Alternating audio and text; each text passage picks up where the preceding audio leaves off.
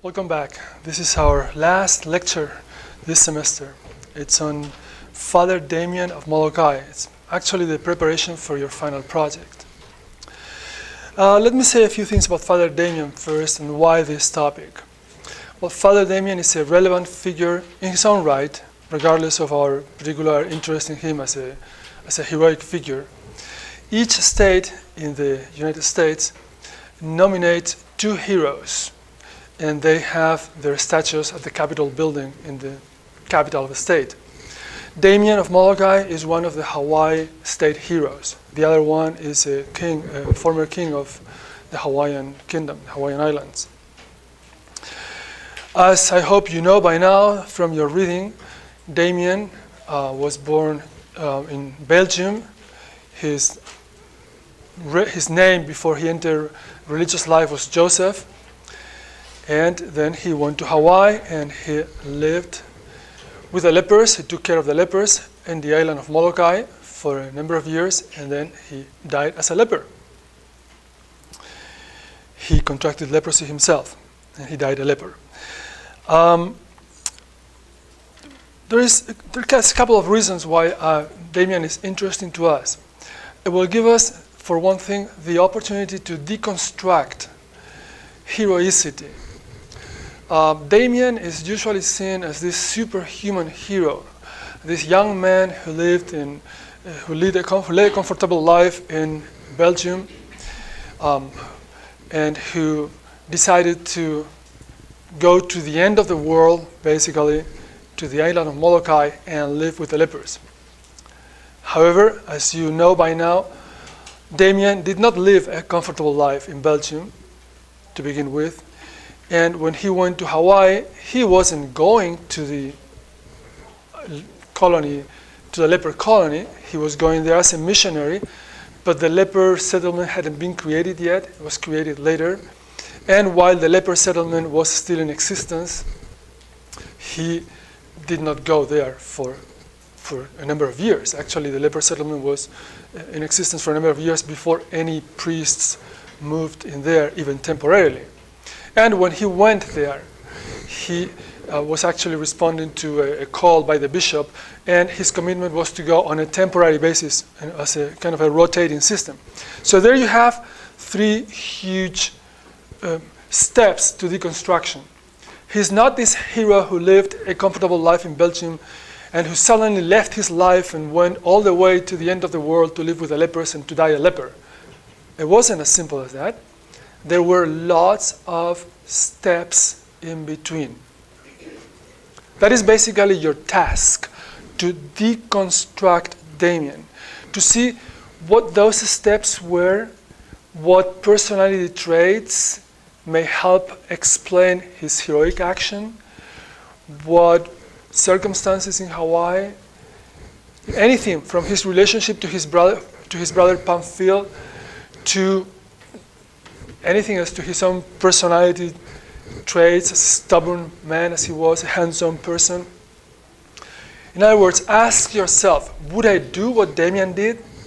Well, probably not in cold like this, go leave everything you have and go and live with the lepers. But he didn't do that either.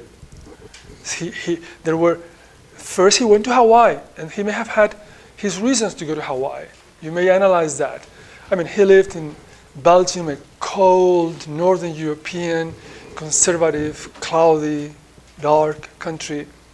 Hawaii, the blue oceans, that must have had some appeal to him too.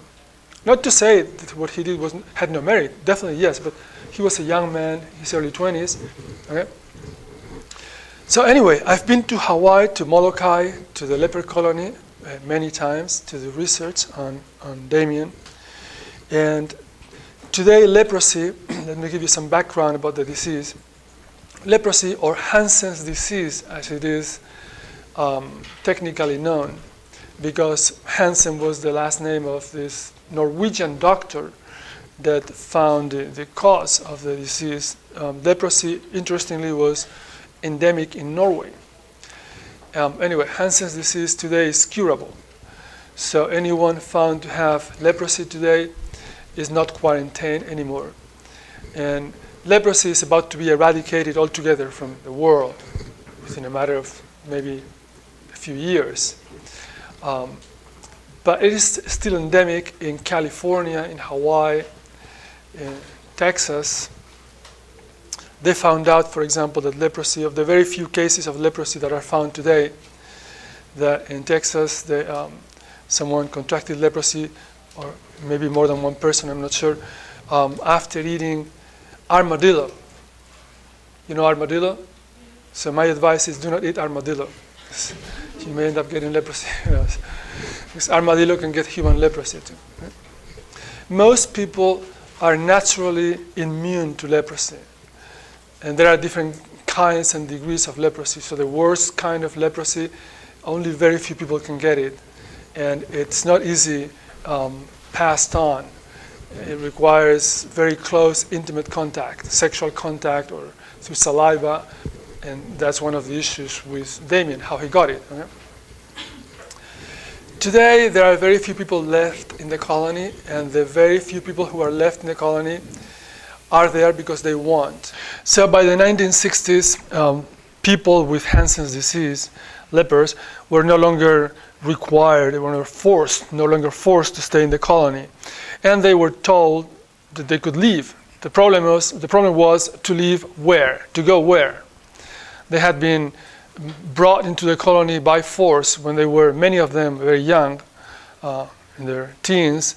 They had no college education or no really professional preparation of any kind. Some of them not even relatives. They had nowhere to go, really. And so they were given the option to stay in the colony while they lived, and the state would provide for them pretty much for everything, food and housing, health care, and so many of them stayed.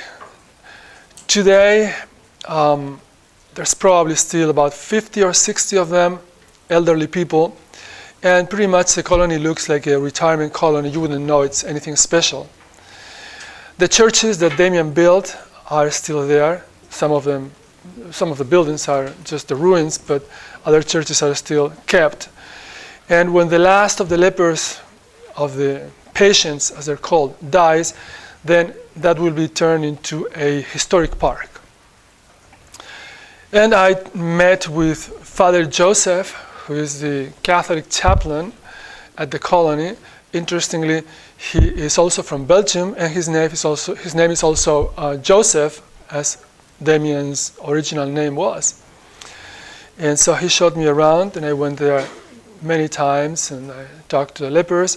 And the lepers, the patients, are very nice people. They're lovely people, and they're always happy to have visitors. And so they produce flyers like this, and about Father Damien. And so they give me a bunch of flyers to show to my students. So here you have the flyers from the leper's own hands for you to look at. You can pass them around.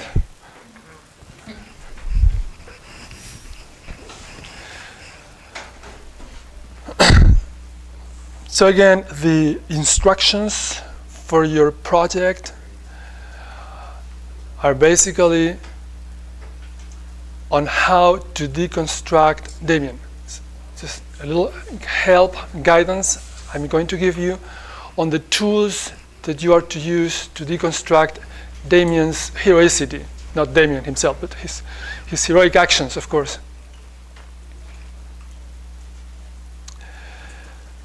One of those tools is going to be comparison. Comparison is going to be one of your most valuable tools. Why is that?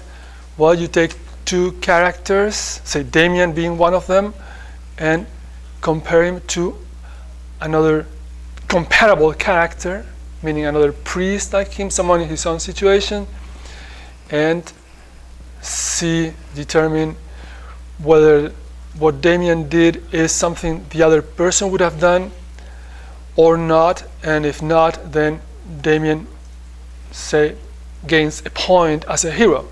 The first step in your comparison may be with yourselves. Say, well, okay, here I am, would I have done what Damien did? Of course, that is not a